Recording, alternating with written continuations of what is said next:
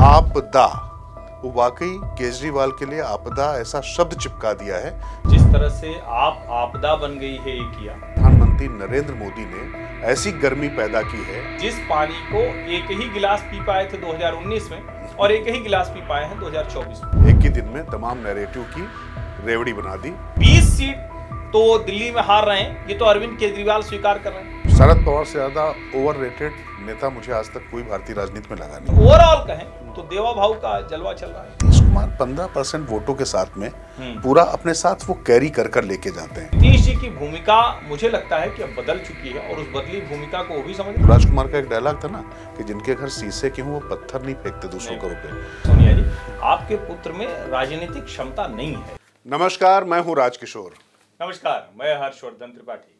राज की बात हर्ष के साथ के इस अंक में दिल्ली में चिलचिलाती, वैसे गर्मी सुना होगा लेकिन यहाँ पर चिलचिलाती या हाड़ कपा देने वाली इस समय सर्दी पड़ रही है, खूब कोहरा भी पड़ रहा है। लेकिन इसके बीच में प्रधानमंत्री नरेंद्र मोदी ने ऐसी गर्मी पैदा की है अपनी एक रैली के बाद से। कहते हैं ना 100 सुनार की एक लुहार की। रोज अरविंद केजरीवाल नैरेटिव सेट करते चले जा रहे थे। एक ही दिन में तमाम नैरेटिव की रेवड़ी बना दी नरेंद्र मोदी ने। और उसके बाद केजरीवाल ने क्या किया उस पर चर्चा होगी। जाएंगे महाराष्ट्र में भी। महाराष्ट्र में देवेंद्र फडणवीस को, अब देवा भाव को शिवसेना वाले, उद्धव ठाकरे वाली शिवसेना, वो भी पसंद करने लग गई है। उनका भी प्रेम जागृत हो चुका है।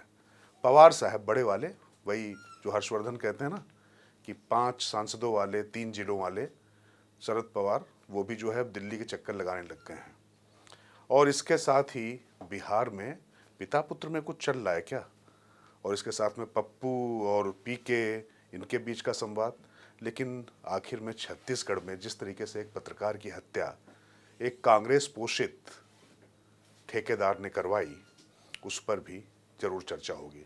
लेकिन हर्षवर्धन, जो दिल्ली में हुआ है, मुझे लगता है कि वो अपने आप में इस बार प्रधानमंत्री नरेंद्र मोदी ने, जिसको कहते हैं कि आपदा, वो वाकई केजरीवाल के लिए आपदा ऐसा शब्द चिपका दिया है कि इस बार छुटाया नहीं छूट रहा है। वो कुछ भी कर रहे हो लेकिन छुटाया छूट नहीं रहा। रोज लगातार नैरेटिव को सेट कर रहे थे पर ये चपक गया तबीयत से।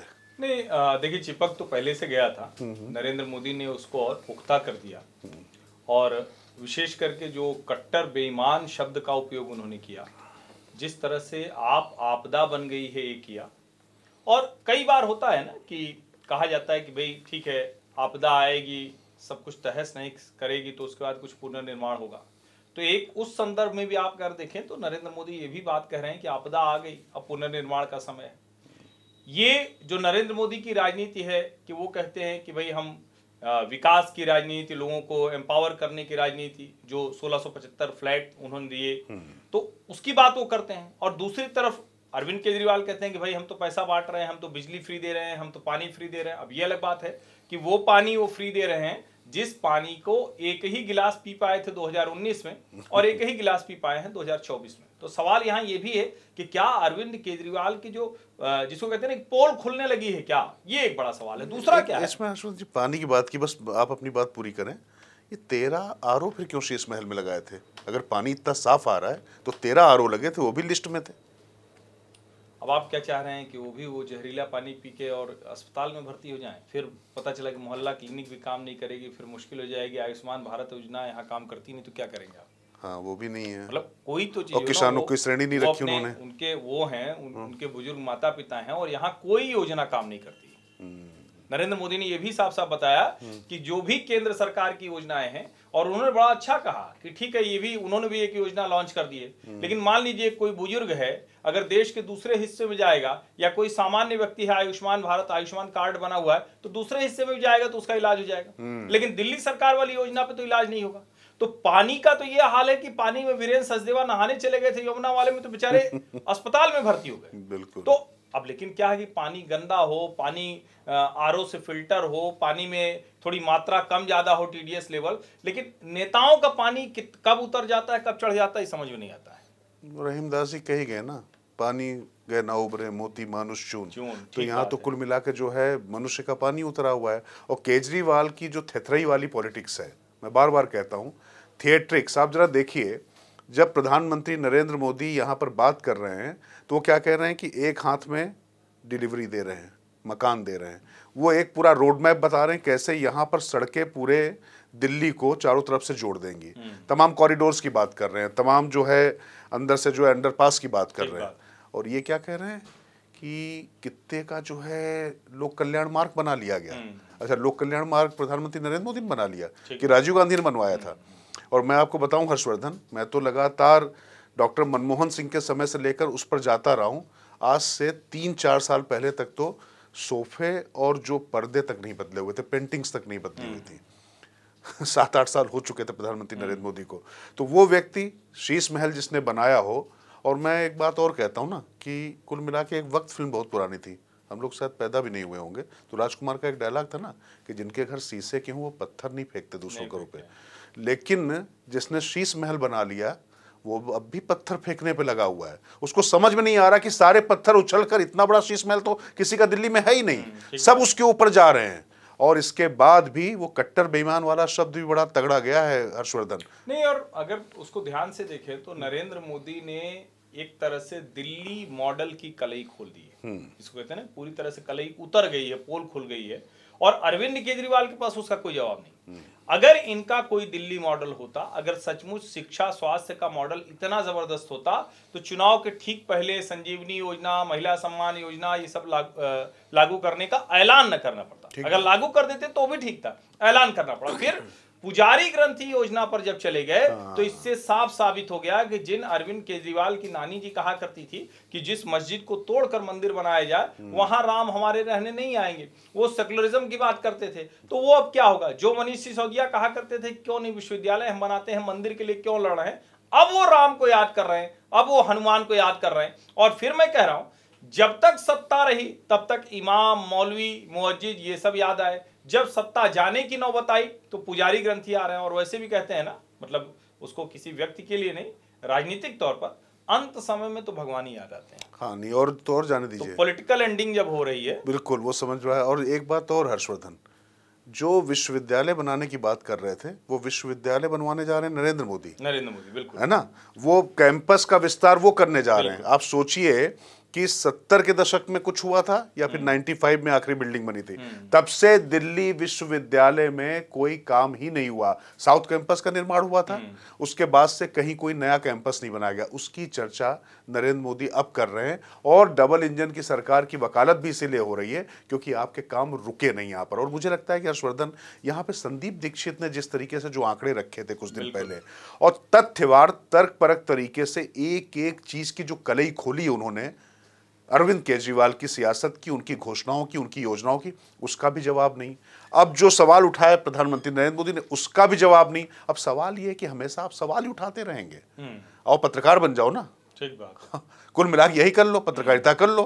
तमाम पत्रकारों को आपने जो है अपने मतलब जो है उस पर रख लिया है, पेरोल पे, जिनके साथ आप काम कराने की कोशिश कर रहे हैं। तो पत्रकारिता एजेंडे वाली करनी तो वो कर सकते हो, लेकिन अब लोग आपसे सवाल पूछ रहे हैं, जवाब मांगेंगे।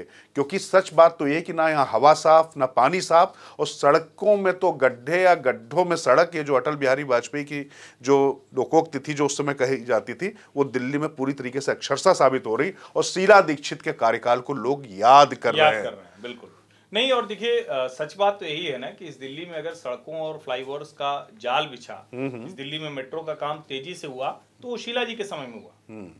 फिर सवाल यही है कि ऐसी सरकार कोई चुने क्यों जो काम ही नहीं कर सकती। वो बार बार कह रहे हैं कि संविधान दिल्ली का ऐसा है कि यहाँ 2 सरकार होती है इसलिए हम काम नहीं कर पाते हैं। अगर आप काम नहीं कर पाते हैं तो आपको क्यों इतनी सीटें दें। और मैं आपको एक मतलब ये जानकारी, क्योंकि आम आदमी पार्टी के लोग जो अब कह रहे हैं वो कह रहे हैं नहीं सरकार तो हमारी बनेगी, लेकिन वो भी अब ये कहने लगे हैं कि कहीं ऐसा ना हो आंकड़ा 40 के नीचे आ जाए।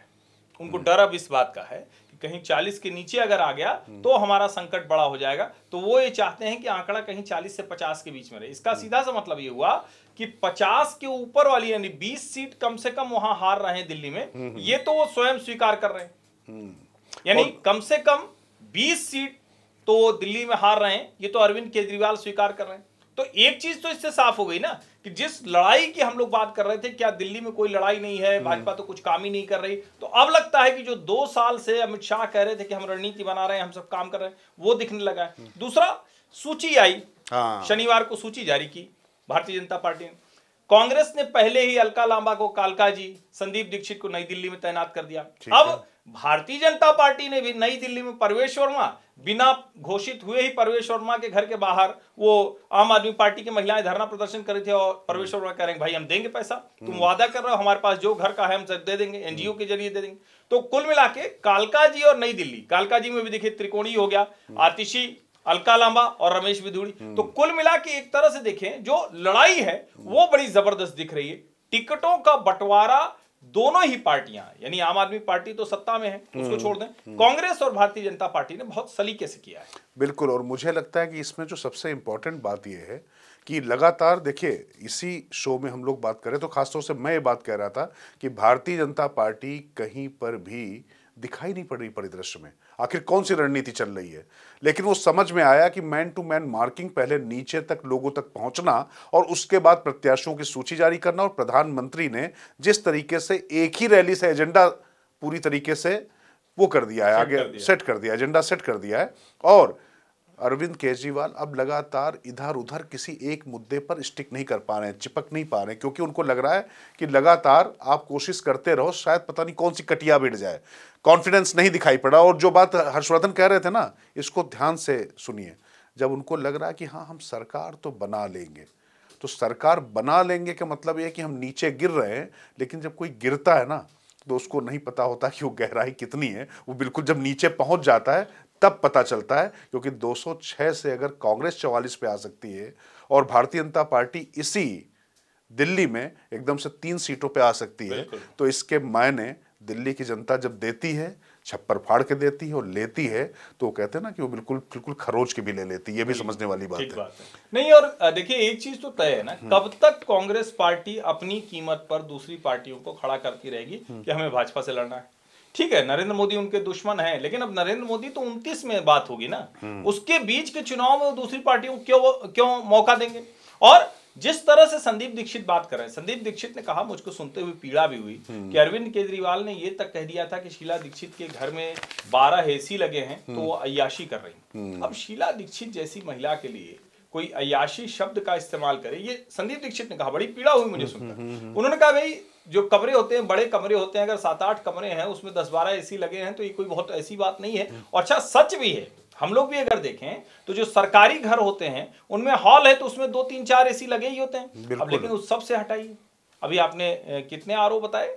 13 आरओ लगे, 13 आरओ बताया आपने। और आरओ छोड़िए ना, वो मतलब वो तो सुनते हो बोलते हो थोड़ा हंसी भी आती है। हम लोगों को भी कभी लगता तो भाई ठंडी में अगर ये हमारी जैसी सीट नहीं, हॉट सीट, सुबह अगर गर्म पानी का प्रबंध हो जाए तो नहाने में तो हो जाता है, लेकिन धोने में नहीं हो पाता है। वहां धोने के लिए भी कुछ टोटो टाइप की व्यवस्था है, कुछ ऐसा ही था, हम भी सुने नहीं थे, पहली बार जाने, अभी नहीं जानते हैं, अभी देखा नहीं हमने। तो बटन से गर्म ठंडा थोड़ा सा नहीं। केजरीवाल जी लोगों का ज्ञान बढ़ा रहे, पढ़े लिखे आदमी ना, इंजीनियर है। तो आपका जो अज्ञानता है, जो दिल्ली के तमाम लोग तो जो है झुग्गी झोपड़ियों में रहने वाले लोग थे। नहीं, ईश्वर करे कि अरविंद जी की बढ़ाई अज्ञानता से ज्ञान की ओर जो ले जा रहे हैं वो दिल्ली वालों की तरफ भी चली जाए। हाँ नहीं, लेकिन वो सिर्फ दिल्ली वाले जान जाए ना भाई कि ज्ञान पानी देंगे, दिया ना हवा दिया ना यमुना साफ किया ना कूड़े का पहाड़ साफ किया न ट्रैफिक ठीक करने के लिए कुछ किया, न सड़क ठीक किया, नई बिल्डिंग बनाई, न नया अस्पताल बनाया, न नया स्कूल बनाया, तो किया क्या? आप सोचिए ना, और तो जाने दीजिए, यमुना की सफाई के लिए केंद्र सरकार ने 2017 में 1700 कुछ करोड़ रुपए दिए थे। 15% उसमें योगदान देना था अरविंद केजरीवाल की सरकार को, वो नहीं कर पाई। 23 में वो सीवेज प्लांट जो बन के तैयार होने थे, बन जाने चाहिए थे, वो भी नहीं किए गए। आप सोचिए, जो बात कह रहे हैं ना हर्षवर्धन की, यहाँ पर जो प्रधानमंत्री नरेंद्र मोदी ने कहा कि कोई भी योजना अमल में नहीं लाई जा सकती, और तो और सड़कों को लेकर भी यही स्थिति। अब आप सोचिए कि वो शीला दीक्षित जब अटल बिहारी वाजपेयी यहाँ पर प्रधानमंत्री थे और सीएनजी को लेकर किस तरीके से वो सुप्रीम कोर्ट से लड़ गई थी, और दिल्ली की जनता के लिए कोई परेशानी ना हो ये कोशिश की उन्होंने कम से कम। और जो आप कह रहे हैं ना एसी वाली बात, वो शीला दीक्षित का वो मकान जिसमें इनको नींद नहीं आ रही थी अरविंद केजरीवाल को, वो छोटा लगने लग गया, वो उनके डिप्टी सीएम को दिया गया, वो मनीष सिसोदिया को दिया गया, वो नंबर 2 को दिया गया, उनके लिए वो 2M दर्जे का मकान हो गया, जो खुद कह रहे थे कि हे भगवान मैं तो सोच भी नहीं पाता हूं, मुझे नींद नहीं आती है, मेरा खाना नहीं पचता है, कि 13 एसी लगे, उनके बाथरूम तक में एसी लगा हुआ है। बाथरूम में तो एसी पता नहीं, लेकिन हाँ वातानुकूलन संयंत्र जो है सीट पे जरूर लगवाया था उन्होंने। नहीं नहीं, और मतलब सचमुच ये थोड़ा कल्पना से परे हो जाता है जब कोई व्यक्ति अपने को आम आदमी कहकर आता है, जो जो बातें उन्होंने कही, और उसके बाद भी लोग कहते हैं कि अरे नहीं ठीक है भाई 200 यूनिट फ्री दे रहे हैं, फलाना फ्री दे रहे हैं। अब मैं चूंकि पिछले 2-3 दिनों में अलग अलग टैक्सीज पे बैठते हैं तो टैक्सी ड्राइवर दिल्ली के बहुत कुछ बताते हैं। तो एक ने बताया, उसने कहा कि भैया देख लीजिए वर्ल्ड क्लास शहर बनाए हैं। वो मालवीय नगर विधानसभा में था उस दिन, तो उन्होंने कहा देख लीजिए गड्ढे में खड़खड़ करते हुए जा रहे हैं, यही वर्ल्ड क्लास शहर है। एक दूसरे टैक्सी ड्राइवर से संयोग से बात हुई, उसने कहा कि देखिए कुछ भी हो जीत तो केजरीवाल ही रहे, और वो जो 200 यूनिट बिजली है कहे कि गर्मी में तो नहीं आता है लेकिन सर्दियों में तो फ्री हो जाता है, लेकिन जीरो बिल। तो वो बताया, और उनका पानी का जहां तक है तो पानी पहले भी ऐसे आता था, आज भी ऐसे ही आता है, तो उसमें क्या गंदा आ रहा है, बुरा आ रहा है, इसमें कोई दिक्कत नहीं। तो अब बस फर्क ये पड़ा है कि भाजपा कैंपेन जबरदस्त कर रही है, कांग्रेस कैंपेन जबरदस्त कर रही है। और जो मैं बार बार कहता हूं, फिर से कह रहा हूं, हालांकि मुझे कांग्रेस के नेता आश्वस्त कर रहे हैं कि इस बार हम लड़ाई पूरी लड़ रहे हैं मजबूती से। राहुल गांधी ने अगर मदद नहीं कर दी तो केजरीवाल की सरकार खतरे में। नहीं, सरकार खतरे में। और जो आप बात कर रहे थे ना सड़क की बात, मैं आपको बताऊं, अपना कल का ही एक्सपीरियंस बता दूं। मैं आपको लौट के आ रहा था और ये जो मयूर विहार के पास डिवाइडर जो बने हुए हैं ना, वो इतने छोटे से, उसमें एक पेंट तक नहीं कर पाए पीला काला, और गाड़ी उस पर चढ़ गई। पहले एक गाड़ी चढ़ी फिर दूसरी चढ़ी, फॉग जरा सा पड़ गया। अच्छा, फॉग लाइट भी जो लगाई जाती हैं वो भी लगवाने की कोई व्यवस्था नहीं की गई। और सड़कों पर तो मैं आपको बता रहा हूँ कि समझ में नहीं आता है कि दिल्ली में कब इतनी जो है, मतलब हम लोग कहते थे जब कहीं जाते थे कि बड़ी खड़खड़ी वाली जो सड़क होती है ना, खजही सड़कें जिसको बोलते थे हम लोग, उस तरीके की सड़कें कभी हम लोगों ने देखी नहीं दिल्ली में। लेकिन फिर भी अगर आप कह रहे हैं ना कि जो कह रहे हैं कि फिर भी आएगा तो केजरीवाल ही, मेरा ये कहना है कि ये मैं हरियाणा में सुन चुका हूं कि कांग्रेस आ रही है। भारतीय जनता पार्टी को वोट देने वाले लोग भी उस हवा में कह रहे थे कि कांग्रेस आ रही है, हम तो वोट देंगे मोदी को, हाँ, लेकिन आएगी कांग्रेस ही। तो मुझे नहीं लगता है हर्षवर्धन, क्योंकि फिर मैं बार बार कहता हूं कि हर एक किस्से का एक इत्तिमाम होता है, लाख लिख दो फतेह जर्रे पर शिकस्त का भी एक मुकाम होता है। और मुझे लगता है कि ये दीवार में लिखी हुई बात है। और कम से कम सूची जैसी आई उससे लग रहा है कि बढ़िया ट्रायंगुलर फाइट दिल्ली में होने जा रही है, अच्छा मुकाबला होगा। ठीक है, अब चलते हैं थोड़ा महाराष्ट्र की तरफ। और वहाँ तो मुकाबले होता रहता है। हाँ, अच्छा, महाराष्ट्र भी वाकई महाराष्ट्र ही है। सरकार बन गई, 2/3 मेजोरिटी आ गई, रिकॉर्ड बहुमत आ गया, फिर भी मारामारी चल रही है। और जो मारामारी चली, सोचिए कि पहले चुनाव नहीं हुए तब खबरों में, चुनाव हो रहे हैं तो खबरों में, अब चुनाव के बाद सरकार बन गई तो भी खबरों में। तो महाराष्ट्र तो है, लेकिन सबसे बड़ी बात देखिए क्या है कि ये वो कौन लोग हैं। शरद पवार, उद्धव ठाकरे क्या क्या कह रहे थे देवा भाव के लिए, देवेंद्र फडणवीस के लिए, नरेंद्र मोदी के लिए। यानी अमित शाह को जो है मातोश्री में आने के लिए मजबूर किया जा रहा था। आज की तारीख में उसी सामना में जो संपादकीय है, इसको हर्षवर्धन थोड़ा डिकोड करिएगा। जब उसमें वो लिख रहे हैं, उद्धव ठाकरे की वाणी मानिए, क्योंकि आज की तारीख में जो सामना में लिखा जा रहा है वो जरूर देवेंद्र फडणवीस की तारीफ तो बिना उद्धव ठाकरे से पूछे कोई नहीं लिख सकता है। और उसमें लिखा जा रहा है कि गढ़चिरौली में जो फैसले लिए हैं देवेंद्र फडणवीस ने, ये काम पुरानी एकनाथ शिंदे सरकार भी कर सकती थी। तो एक तरीके से तो उन्होंने जो उनके कॉम्पिटिटर असली हैं एकनाथ शिंदे, उन पर प्रहार किया और देवेंद्र फडणवीस को उचका दिया। मतलब बीएमसी अगर गई तो जो बीएमसी से जो पूरा खर्चा पानी चलता है शिवसेना का, 55,000 करोड़ से ज़्यादा का बजट है, तमाम विधानसभाओं से ज़्यादा का बजट है उसका, तो वहाँ पर कुल मिला के वो एक संभावना देख रहे हैं। और आपको लगता है कि मतलब देवेंद्र फडणवीस को भी शिंदे हो गया, मतलब जो उनकी उपयोगिता थी हो गई, उनको पूरा सम्मान दिया जा रहा है, पर अब ठाकरे वाली शिवसेना को भी साथ लेने में कोई गुरेज तो है नहीं। मुझे नहीं लगता कि साथ लेने जैसा होगा, लेकिन ये जो उद्धव वाला साहब ठाकरे की शिवसेना है उसके लिए अपने अस्तित्व का प्रश्न है। बीएमसी के चुनाव से पहले वो ये मैसेज देना चाहते हैं कि वो वही वाली शिवसेना है, वो हिंदुत्व वाली शिवसेना है, क्योंकि उनके ऊपर भी बहुत से आरोप लग गए। और जिस तरह से उद्धव वाला साहब ठाकरे की जुबान थी, जिस तरह से वो बोलते थे, जिस तरह से वो मतलब कहते थे कि भाजपा हिंदू मुसलमान की राजनीति कर रही, उसमें वो एंटी हिंदुत्व के पाले में खड़े दिख रहे थे। कई बार तो मुस्लिम लीग की भाषा बोलते दिखाई पड़े। और जो विधानसभा का चुनाव का परिणाम आया है उसने उनको डरा दिया है। अब बेटे के भविष्य का भी सवाल है। आदित्य ठाकरे भले विधायक बन गए हैं, लेकिन मुश्किल है। शायद यही वजह रही कि हंसते मुस्कुराते गए और मिलकर भी रहे, देवेंद्र फडणवीस से पिता पुत्र दोनों मिले। अच्छी बात है, ये राजनीति में होना ही चाहिए। लेकिन ओवरऑल अगर कहें तो अगर सामना में इस तरह की चीजें छप रही हैं, राजनीति में कुछ भी हो सकता है, लेकिन इतना तो जरूर है कि इस सब का मतलब ये हुआ कि सेना अपनी थोड़ी सी गाड़ी जो है वो थोड़ा मोड़ने का प्रयास कर रही है। समय लगेगा, क्योंकि गाड़ी जब थोड़ा सीधे रास्ते पर उल्टी दिशा में चली जाती है तो मोड़ने के लिए तुरंत मोड़ेंगे तो गाड़ी पलट जाती है। तो अब थोड़ा सा मतलब गाड़ी एक तरह से उतर गई सड़क से, तो उसको सड़क पे लाके तब मोड़ने की तैयारी हो रही होगी। तो कहीं ऐसा तो नहीं लग रहा हर्षवर्धन अब पछताए का हो जब चिड़िया चुग गई खेत? नहीं, लगभग वही स्थिति है। और चूंकि बीएमसी में 95 सीटें अगर शिवसेना की थी तो 93 सीटें, तो 85 सीटें भारतीय जनता पार्टी की थी। तो भाजपा कोई ऐसा नहीं कि बहुत कमजोर थी। तो अब जो नया समीकरण बनेगा उसमें भारतीय जनता पार्टी कमजोर नहीं, और जो एकनाथ शिंदे हैं उन्होंने डिलीवर किया है। उन्होंने लगातार इस तरह से अपने आप को दिखाया है कि महाराष्ट्र में फिलहाल कोई मुश्किल नहीं। हाँ, जो मिनिस्टर हैं, जो उनका पोर्टफोलियो है, जो उनका काम करने का तरीका है, उसको लेके जरूर मुश्किलें दिखती हैं, लेकिन ओवरऑल कहें तो देवा भाव का जलवा चल रहा है। हाँ, नहीं देखिए, देवा भाव ने जो बस अपनी पार्टी में भी सब ठीक कर लिया, बाहर वाले भी ठीक हो रहे हैं। अब पार्टी में तो सब बहुत ही ठीक कर लिया उन्होंने। हाँ। और लेकिन मुझे लगता है कि जो एकनाथ शिंदे ने जो बसें खरीदने का जो आदेश दिया था उसको वापस लेना, उसके बाद उद्धव ठाकरे का इस तरीके से उनके समर्थन में आना और शरद पवार की भी भाषा बदल जाना, तो निश्चित तौर पर नतीजे बहुत कुछ बोलते हैं। पर एक बात तो है हर्षवर्धन, मुंबई में एकनाथ शिंदे डिलीवर नहीं कर सकते बीएमसी के चुनाव में। भारतीय जनता पार्टी के लिए ज़्यादा जरूरी, वैसे तो मुझे लगता है कि आज की तारीख में जो स्थितियां बन गई हैं विधानसभा चुनाव के बाद में, उसमें उद्धव ठाकरे के लिए ज़्यादा दिक्कत है। पर अगर बीएमसी पे पूरी तरीके से कब्जा चाहिए तो वहां पर ज़्यादा प्रभावी अभी भी ठाकरे फैमिली है, नहीं, अब शिंदे नहीं है वहां पर। ये एक जिसको कहते हैं ना, कई बार एक लिगेसी दिखती है, लेकिन उस लिगेसी को एकनाथ शिंदे ने तोड़ा है। और जब आप इस तरह से सत्ता में आ जाते हैं, इतने विधायक हो जाते हैं, मंत्री हो जाते हैं, फिर से आप सत्ता में हैं, तो फिर जो वर्कर है वो भी आपकी तरफ अलाइन होना शुरू हो जाता है। तो ये भी मुझे लगता है कि देखना। और अभी मुझे नहीं लगता है कि इस जो ये वाली जो त्रिकोण है इसमें कहीं कोई कोण बदलने वाला है, इसकी कोई गुंजाइश मुझे नहीं दिखती।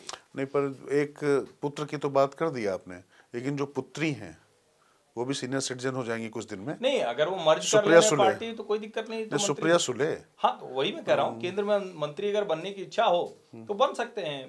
भाई, राष्ट्रवादी कांग्रेस पार्टी तो उन्हीं की बनाई हुई, उसमें आ जाना है, बस इतना ही तो करना है। मुझे एक बात याद आ रही है हर्षवर्धन, जब शरद पवार को बड़ा सम्मान दिया प्रधानमंत्री नरेंद्र मोदी ने, मैं सच बताऊं, शरद पवार से ज्यादा ओवररेटेड नेता मुझे आज तक कोई भारतीय राजनीति में लगा नहीं।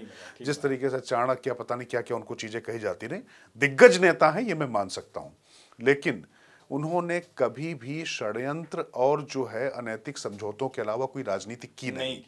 और सबसे बड़ा उन्होंने काम किया कि वो जब मिलकर आए प्रधानमंत्री नरेंद्र मोदी से, तो बाहर आके मीडिया को ये बता दिया कि वो तो सुप्रिया सुले को बनाना चाहते हैं और सरकार में, और लेकिन हमने मना कर दिया। तो ये मुझे ठीक वैसा ही लगा हर्षवर्धन, कि जैसे किसी लड़के ने किसी लड़की को प्रपोज किया और उसने मना कर दिया, तो उसका मोबाइल नंबर जो है वो आप टॉयलेट में लिख कर चले आए और कह दिया कि देखो ये तो मुझको प्रपोज कर रही थी। तो शरद पवार की जो ये पॉलिटिक्स थी, इतने वरिष्ठ नेता थे, व्यक्तिगत बातचीत थी, ये उनको नहीं करना चाहिए था मुझे लगता। और अब देखिए, अब अपनी पुत्री के लिए उन्होंने अपने भतीजे अजीत पवार का भी कैरियर दांव पर लगा दिया।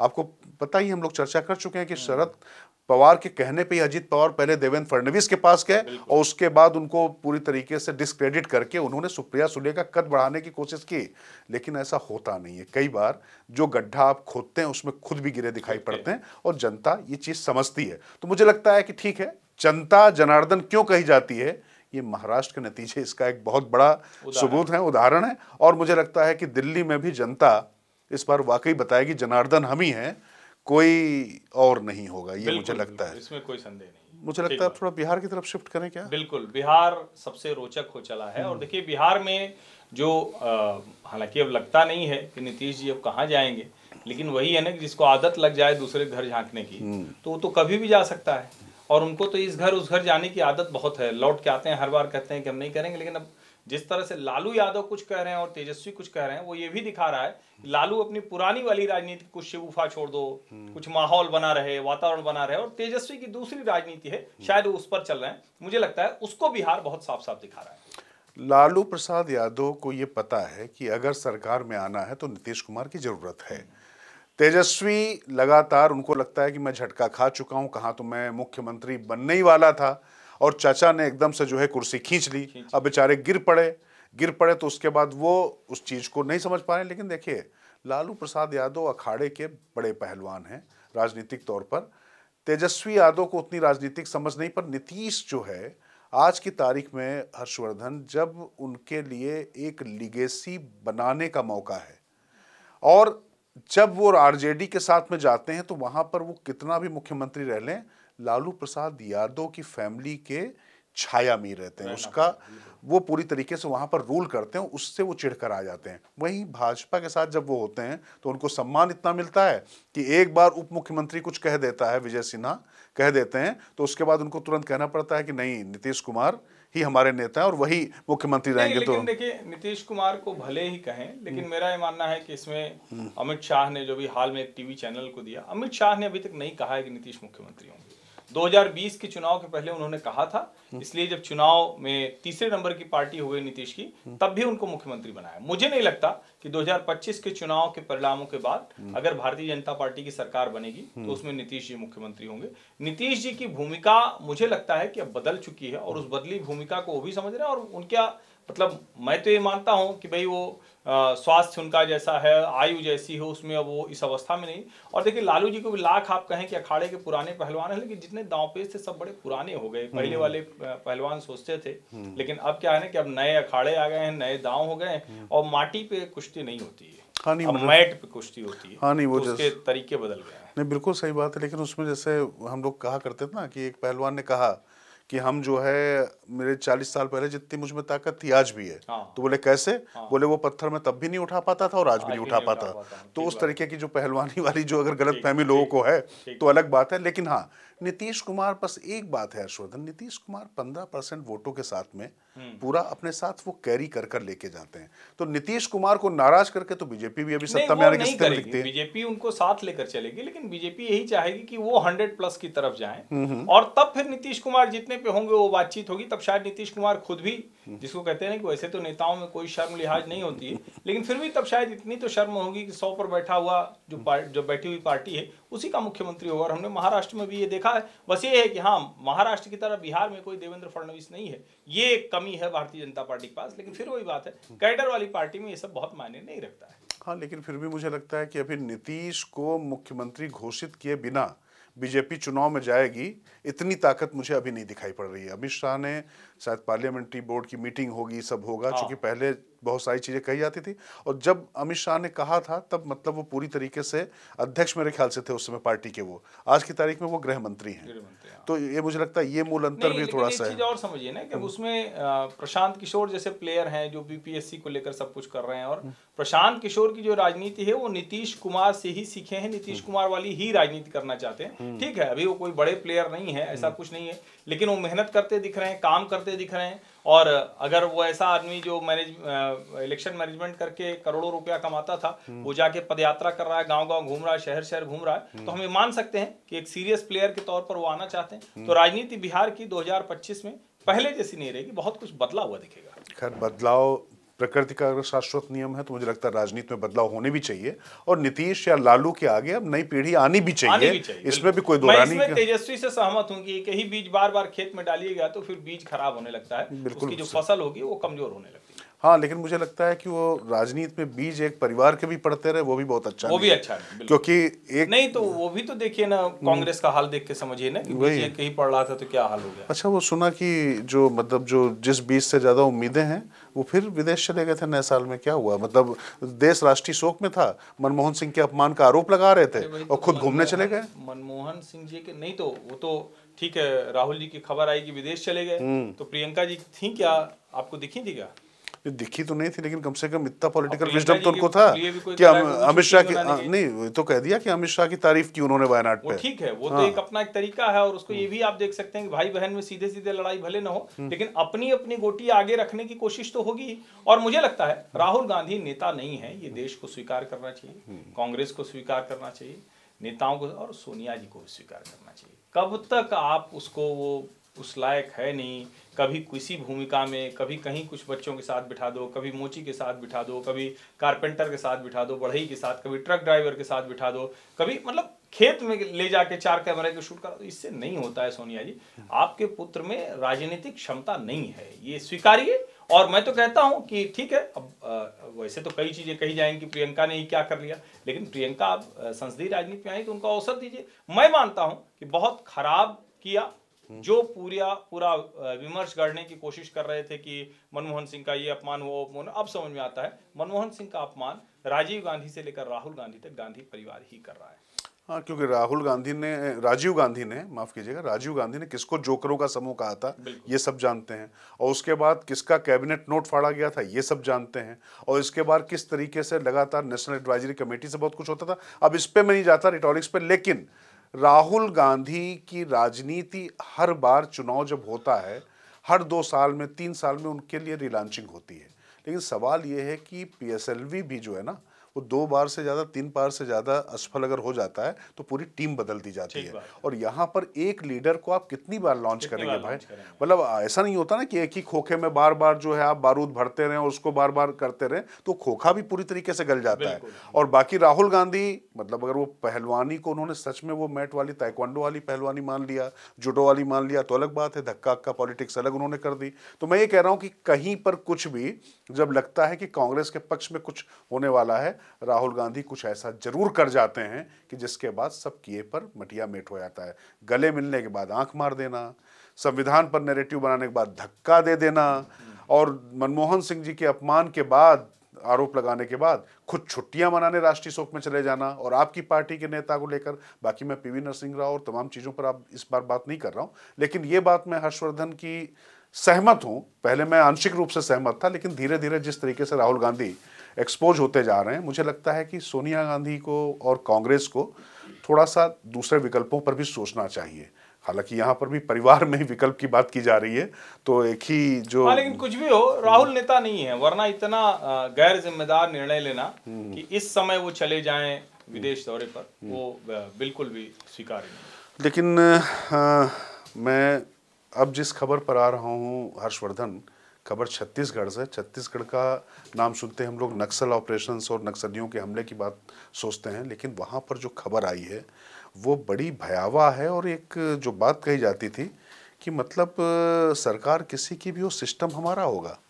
क्या अभी भी वहाँ चल रहा है? एक पत्रकार की जो मौत है, हत्या है, और इतनी जघन्य हत्या, कैसे इसको देखते हैं? इसको थोड़ा सा मुझे लगता है कि बात करना जरूरी है इस पर। देखिए, सबसे पहले तो मुकेश चंद्राकर को, जो बीजापुर के पत्रकार थे, उनको विनम्र श्रद्धांजलि। लेकिन ये सवाल बड़ा है कि क्या सुरेश चंद्राकर जैसे जो ठेकेदार नेता हैं, वो ठेकेदारी करता था और उसकी एक सड़क बन रही थी, जिस सड़क पर उसने स्टोरी की मुकेश ने।